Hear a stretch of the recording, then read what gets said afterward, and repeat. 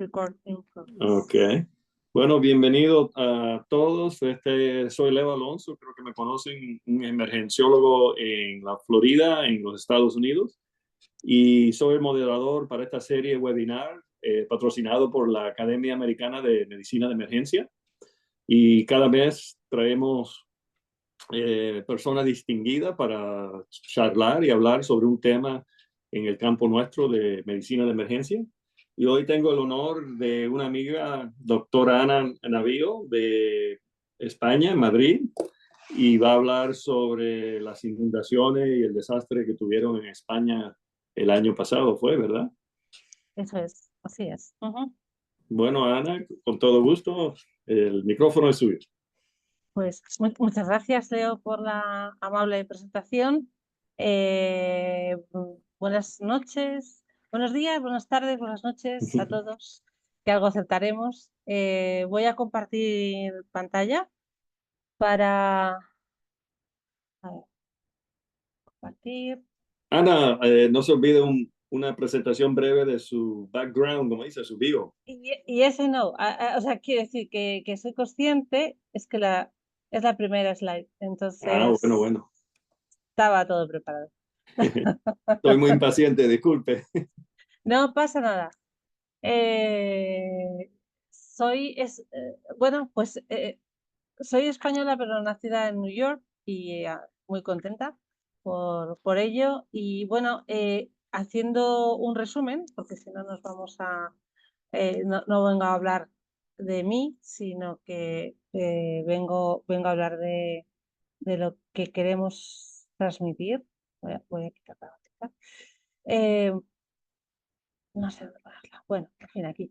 Eh, pues nada, que soy médico especialista en medicina de urgencias y emergencias, así como cuidados, medicina crítica, y desde hace 24 años, con experiencias en, en ámbito de guerra, soy profesora universitaria y sobre todo amante de la medicina y de la mejora que podemos hacer cada día. Eh, entonces, bueno, procedo, si quiere, el sistema, que yo creo que sí que va a querer. Si no, lo tengo controlado todo. Next. Vamos a hablar de la Dana que azotó a Valencia el año pasado. Para aquellos que no lo sepan, Dana es el acrónimo en español de depresión aislada de alto nivel.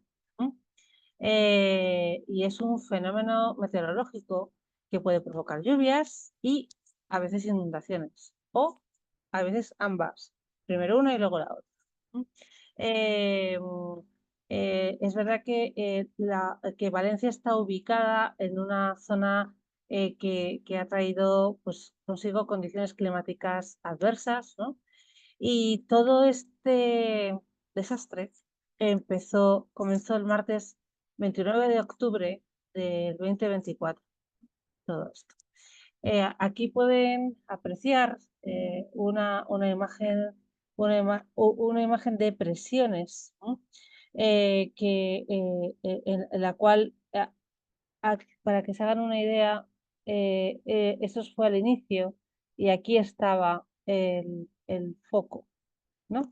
El foco de alta presión que vamos a verlo ahora con más calma.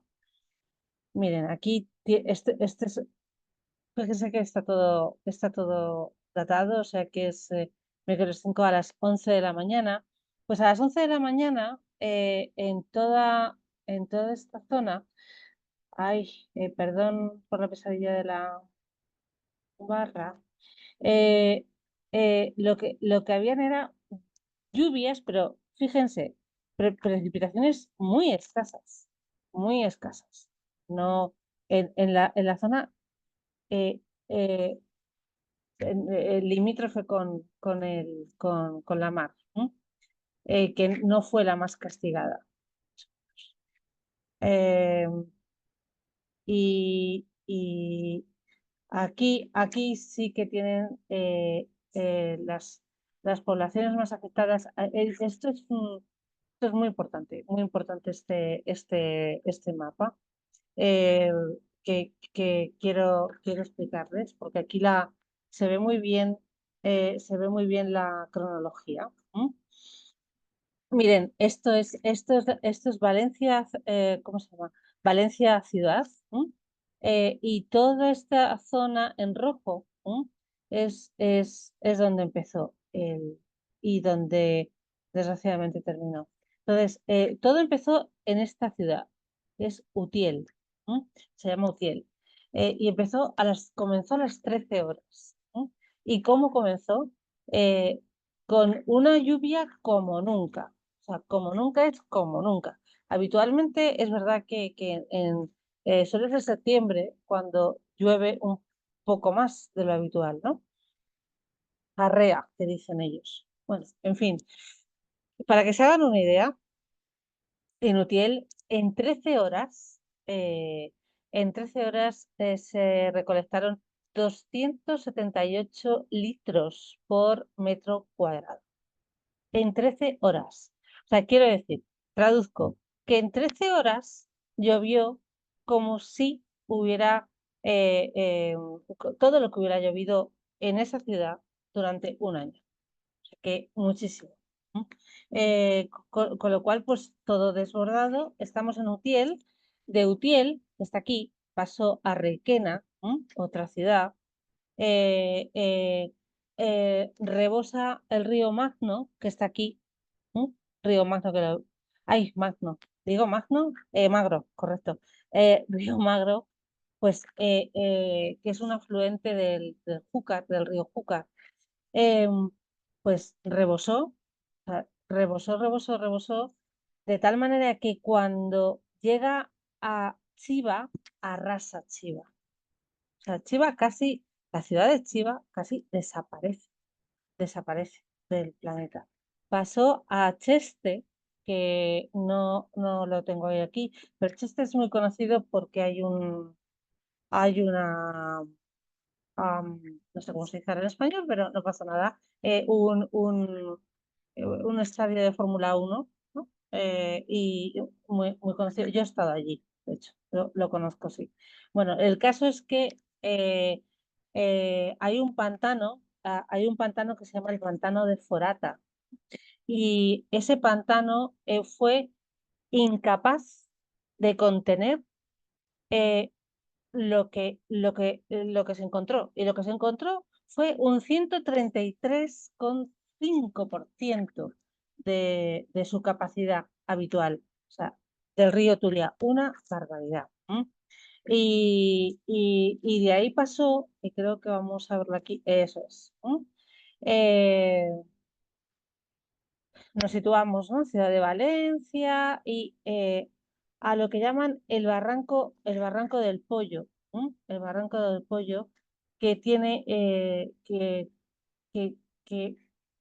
efectivamente es una zona, ¿lo ven?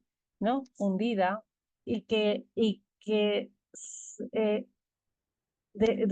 tiene una capacidad de 479 kilómetros cuadrados, 479 kilómetros cuadrados. Y se desbordó. Y el problema es que este Barranco del Pollo no, no, no va a la mar, sino que desemboca en la Albufera, en la Albufera de Valencia. Lo ven aquí, Albufera, en la Albufera de Valencia. Y, y, y entonces, ¿qué pasó? Pues que arrasó con todas estas ciudades. Todas estas ciudades, Catarroja, Massanassa, Alfafar, Paiporta, Picaña, fueron realmente las que sufrieron el mayor de los daños. Por este motivo, o sea, esto ya se sabía, ya los ingenieros lo habían hecho hincapié en que había que modificarlo, pero bueno, no se modificó. Esto es lo que hemos estado hablando ahora nosotros. Y yo les quiero mostrar imágenes, no van a ver nada que no sea necesario. Para que se hagan una idea de cómo pasó, bueno, esto es todo lo que hemos estado hablando, ¿no? De todas las ciudades, ¿no? Pero es que eran 2 metros de agua, 2 metros de agua, o sea, lo mínimo, para que se hagan una idea, por las calles, ¿no?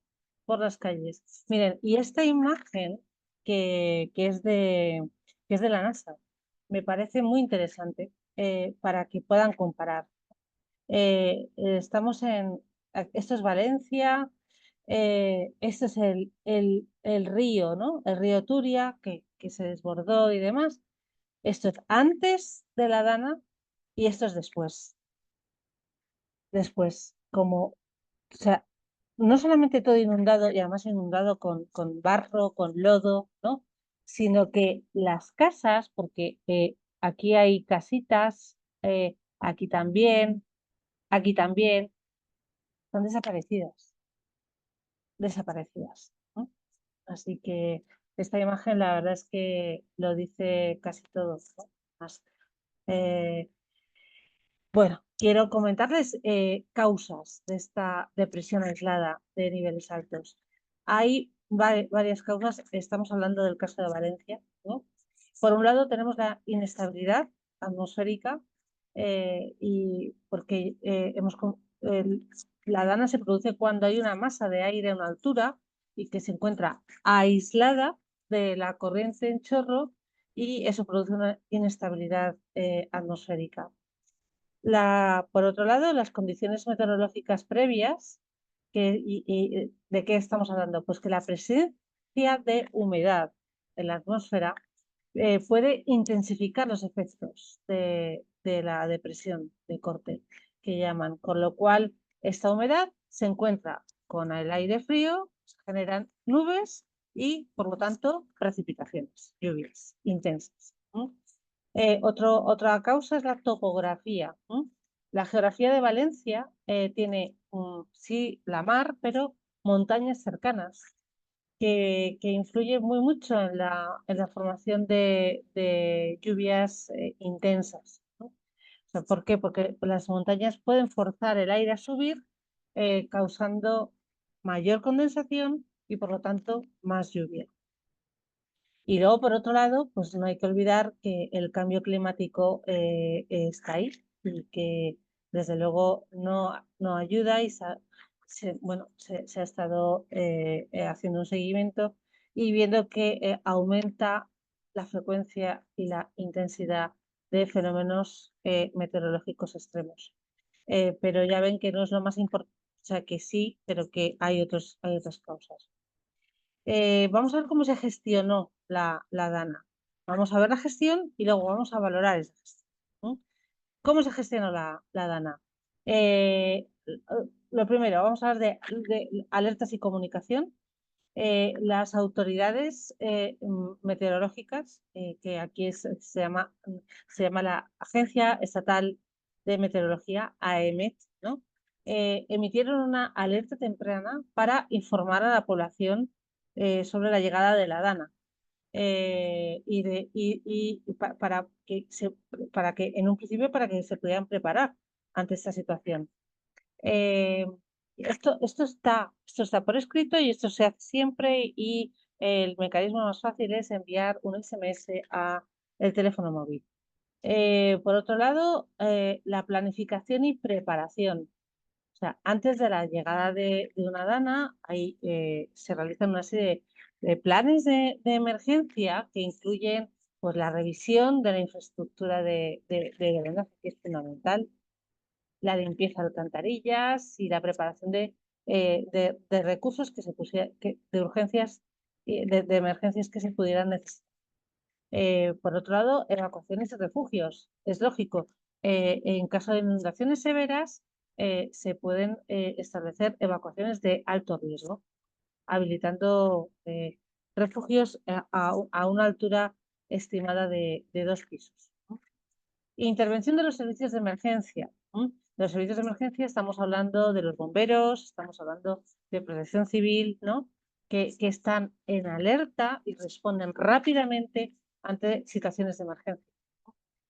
que en este caso también hubo muchas personas que murieron en sus coches o murieron porque no pudieron salir de su casa, en fin. Luego, la evaluación de daños. Quiero decir que una vez terminada, eso que es lo lógico, ¿no? Una vez terminada la dana, hay que ver el impacto, ¿no? En la que ha provocado en la infraestructura y la comunidad. ¿Y esto a qué ayuda? Pues ayuda a planificar la recuperación, sin duda. Y, por supuesto, la concienciación y la educación. Se deben de realizar campañas de concienciación para educar a la población a prepararse para estos eventos de cambios climáticos extremos y para saber qué hacer. Miren, esto es una avenida, no una calle, una avenida absolutamente inundada. Esto es lo que llegó con tanta fuerza el agua que arrastró todo. Y aquí se pueden ver los coches, los coches como están obstruyendo las calles. Aquí pueden ver algunas personas, algunos supervivientes, ¿no? Que al principio no salieron y luego sí que salieron un poquito más. Más vehículos que se quedaron, ¿no? El problema no es no es el vehículo, es si va alguien, ¿no? Aquí es un poco la desolación, ¿no? De, de, de, de ver que la situación creada por la Dana. Fíjense, ¿no? Hasta dónde llegó. O sea, es una altura, ¿no? Tremenda. Otra calle. O sea, esto es una ciudad, esto es una calle. Y fíjense cómo estaba, cómo estaba. Eh, casi la misma, pero de día, ¿no? Bueno, con muy poca luz, pero igual. Esto es muy importante. Esta es una imagen desde el aire por parte de la Policía Nacional para hacerse una idea, ¿no? El problema es que todo esto no era agua, era barro, era lodo, ¿no? Eh, pues fíjense, dicen, ¿y cómo es que hay cañas aquí? Pues es que, claro, estas cañas estaban en los laterales del río, de- del Turia, y se lo llevó todo por delante. Y aquí estaban.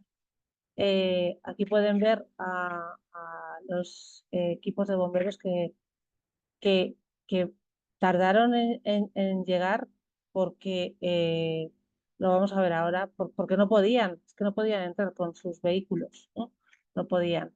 Y ayudaron en todo aquí. Esta imagen a mí me gusta especialmente, me gusta entre comillas, por supuesto que ojalá que no hubiera ocurrido nada, porque están todos colaborando todos. Están Protección Civil, están bomberos, ¿no? En fin. Otra imagen para que se hagan una idea. Fíjense las señales de tráfico, las señales, ¿dónde están? Eh, bueno, aquí tenemos a los bomberos que estuvieron trabajando mañana, tarde y noche, ¿no? Y ven que está lloviendo y ahí siguieron. Y ayudaron muchísimo. Fíjense el agua, hasta dónde les llega, porque se inundaron muchos garajes y no sabían si había los vehículos que estaban dentro contenían eh, algún ser humano o no, y no podían entrar hasta que llegaron los bomberos. Esta imagen es de la Policía Nacional, también del helicóptero, esta es la carretera nacional que va a Valencia, y cómo se quedaron. Todo esto es barro, todo esto es barro y todos esos barros y se quedaron ahí, aislados. Esta es una superviviente, cómo ayudaron, ¿no?, a las personas con movilidad reducida a ayudarlas a salir adelante. Y esto sí que marcó un antes y un después. La Policía Nacional, los responsables de la Policía Nacional decidieron que los futuros policías nacionales que se están formando en Ávila fueran allí a ayudar. Y entonces, muy organizados, fueron calle por calle, había muchos, como pueden observar, muchísimos, e iban retirando, ¿no?, retirando todo lo que había, todo lo que había en el paso y para poder acceder, ¿no? Entonces, vayamos con números, ¿no? Vamos a ver qué ha pasado. A ver, se reportaron más de 200 fallecidos y centenares de heridos y miles de personas, o sea, personas y animales desaparecidos. No he traído las imágenes porque creo que no ha lugar, pero habían caballos, habían perros, perdón, que voy a pasar, disculpen, em, que iban navegando por esas corrientes, en fin. Em, Objetivaron 500 litros de lluvia por metro cuadrado, ¿m?, que es lo que hemos dicho antes, equivalente a la cantidad que normalmente caería en un año, pero en cuestión de horas. Bueno, qué barbaridad. Bueno, los suelos no pudieron, llegó un momento dado, había tanta agua que los suelos no pudieron absorber más agua y eso es lo que provocó las inundaciones. Entonces, desde la EMET, la Agencia Estatal de Meteorología, eh, eh, alertó en la mañana del martes 29, o sea, alertó de lo que iba a acontecer, ¿no? O sea, una alerta máxima, pero alerta máxima se llama cuando es una red flag, ¿no? Pero las autoridades no implementaron las medidas porque no se lo llegaron a creer, parece ser. El caso es que ya había antecedentes. Hubo un desbordamiento en Valencia en 1957, inundaciones muy graves en Alicante en 1982, ¿no? Y ambos dejaron decenas de víctimas. Estamos hablando aquí de centenas de miles, ¿no? Y luego hay otro factor muy importante que hay que hablar en la costa mediterránea, que es la construcción desorganizada. O sea, han dejado construir en los cauces de los ríos, porque decían que no había ningún riesgo. Vamos a ver, el agua busca siempre la mar, y si tú construyes en un cauce de un río y ese río viene con más metros cuadrados de agua, metros cúbicos, pues vamos mal, ¿no? Eh, Participaron miles de efectivos, ¿no?, en las labores de rescate y asistencia, entre lo que hemos hablado, bomberos, policía, protección civil, ¿no? Personas que ayudaron a garantizar la seguridad, ¿no? Pero lo que realmente marcó la diferencia fue la llegada de la UME, que es el acrónimo de Unidad Militar de Emergencia. Eso marcó un antes y un después, con 1000 efectivos, ¿no?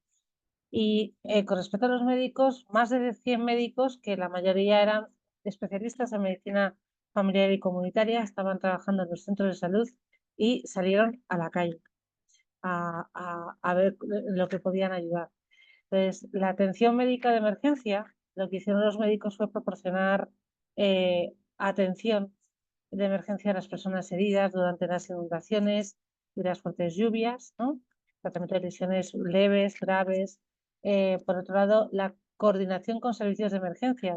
Trabajaron en estrecha colaboración con One Stop previamente en las imágenes, con bomberos, con miembros de protección civil, para garantizar una respuesta rápida y eficiente.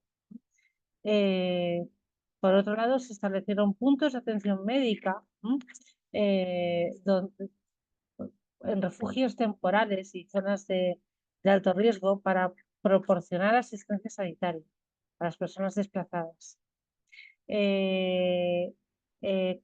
Los médicos realizaron también evaluaciones continuas de los pacientes para monitorear su estado de salud y proporcionar el tratamiento necesario, así como brindaron atención médica participando en campañas de concienciación a posteriori, ¿no?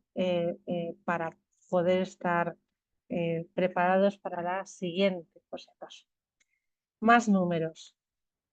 A ver, en el Hospital Universitario La Fe de Valencia, que es el más importante, se contactó con 5.026 pacientes a través de un asistente cognitivo mediante inteligencia artificial, ¿no? Detectando 2.281 alertas que facilitaron el triaje, por así decirlo, ¿no? Después fue valorado por un personal sanitario. Esto es no es el futuro, la AI la inteligencia artificial es el presente. Hay que actuar. Se creó un formulario para el registro de voluntarios, de todos los voluntarios que llegaban desde la ciudad de Valencia, caminando, eh, ofreciendo su ayuda, pero se creó un registro para organizarlos en determinadas zonas, las zonas donde más necesidad había. También la Asociación Médicos Sin Fronteras estuvo colaborando con sus visitas a centros de salud de las zonas afectadas, apoyando la priorización de emergencias y también, por supuesto, asignando voluntarios por su parte. A ver, vamos con las órdenes que se dieron. Desde el inicio del pronóstico de la DANA, que ya lo hemos comentado, estamos terminando ya, vamos a hacer ahora un balance de lo acontecido. Se emite la alerta, pero no llegó a la población. Entonces, de haber llegado, eso podía haber permitido a los ciudadanos tomar las precauciones adecuadas. Luego, por otro lado, con respecto a la coordinación de servicios de emergencia, se activaron los servicios de emergencia para estar listos, pero no podían llegar. Entonces, de hecho, en algunos casos fue el día 10 después de la DANA. La información a la población se realizó tarde y a través de medios de comunicación. Se enteraron más por Twitter o X, ¿no? Que por donde se tenían que enterar, que es por el mensaje SMS. Y esto es susceptible de mejorar, por supuesto. Como medidas preventivas, antes del impacto, pues sí que se deberían de realizar, ¿no? La limpieza de alcantarillas y desagües que parece que no estaban del todo del todo realizada esta acción. Los refugios no estaban tan altos como debían de estar. Sí que se hizo una revaluación de lo acontecido después, pero no siempre asumiendo los errores. Y si uno no asume los errores, no consigue mejorar. Eh, o sea que el enfoque que hay que darle es un enfoque multidisciplinar, colectivo, con la idea de estar preparados para la siguiente catástrofe Y desde aquí, pues, darle las gracias por su atención. Estoy a su disposición y, y, por supuesto, gracias a la academia. Gracias, Ana. Oye, esas fotos, aunque yo he visto varias que se transmitieron internacionalmente por la noticia, de verdad que son impresionantes. Y déjame hacerte varias preguntas. La mayoría de la lluvia fue en unas pocas horas, ¿verdad? En muy pocas horas, sí, efectivamente. ¿No? Fue en 3, 4 horas una lluvia torrencial, ¿no? Como he descrito antes, los metros cúbicos fueron, ¿no? Tremendos. En muy poco espacio de tiempo hubo mucha cantidad de agua. Y eso fue un desencadenante Sí. del resto. No hubo un buen drenaje del mismo y ahí empezó todo, ¿no? Y Realmente. esta zona es relativamente árida, ¿verdad? No hay mucho bosque denso que pueda absorber las No, raíces, no, el agua. no lo hay, no lo hay, no lo hay. No, no, no. Hay mucha zona Ujú. de huerta, pero claro, la huerta no son altos, ¿cómo se llama? No hay grandes árboles, no hay bosques, ¿no? No hay bosques, son, Sí, sí. son huertas, con lo cual pues no ayuda tampoco. Ujú. Yo tengo un amigo americano que se retiró en Valencia y me contó de que lo impresionó mucho la solidaridad del pueblo. Dice que vio muchos jóvenes con palas y cubos, como Eso es, dijiste, voluntarios que salieron a ayudar. sí, sí, no se lo pensaron 2 veces e incluso tuvieron problemas porque en un principio no les dejaban pasar, Mm, ¿no? No les dejaban pasar por no sé qué motivo. Alegaron el miedo a que pudieran ellos hacerse daño, pero ellos, que no, vamos, ellos lo tenían clarísimo, que no. Fueron, bueno, miles y miles. Y qué además que bueno. ellos llevaban sus cubos, ¿no? Sus cubos, sus palas, sus escobas, ¿no? Así que es loable totalmente. Sí, muy bonito ver eso. Tenía una pregunta, otra pregunta. Por lo que veo, en tu opinión, la respuesta de los servicios de emergencia, los bomberos, la policía, era adecuada, era más que no podían, no tenían acceso, ¿no? Por las vías Claro, interrumpidas, ¿no? ese es el problema. O sea, ellos querían, de hecho, habían diversos grupos hablo de bomberos en concreto, de otras ciudades que estaban preparados para ir y no les dejaron, pero porque no había maquinaria, no había maquinaria que pudiese Penetra, ¿verdad?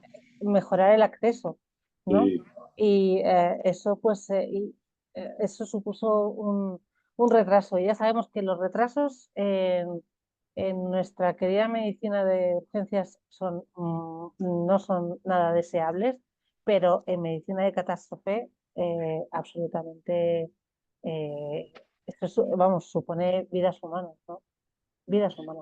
y algo que no creo que tocaste era sobre los hospitales, las salas de emergencia de los hospitales locales. ¿Tuvieron cupo? ¿Pudieron abordar tantos pacientes? No, he hablado del Hospital La Fe de Valencia, que es el más grande que hay, es el Ajá.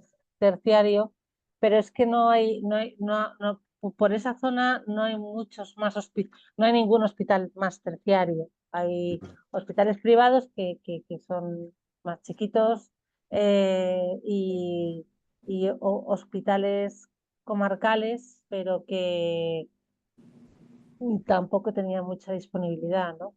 Cual, por eso no lo he comentado más. He hablado de lo que sí que sé que se hizo, que fue desde el Hospital La Fe, que está Ya, en la ciudad de Valencia.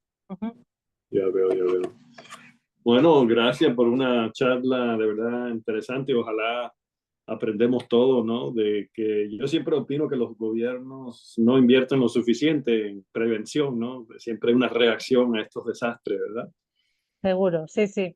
Y además lo que tenemos que hacer es tener una open mind y pensar que cada día podemos aprender algo nuevo. Así que si nosotros, los médicos, ¿no? Especialistas, tenemos esa idea de mejora, lo que va a ocasionar es eh, una vida que podemos salvar. Y si salvamos una vida, pues bienvenido sea, por supuesto. Bien, bien dicho. Bueno, quiero darle las gracias de nuevo a la doctora Ana María Navio por este tema y ojalá la veremos en el futuro y te deseo mucho éxito. Muchísimas gracias, Leo. Un placer, como siempre, el compartir información y sigamos adelante, sin duda. Bueno, Gracias. hasta luego. Hasta siempre. Y vamos para la grabación.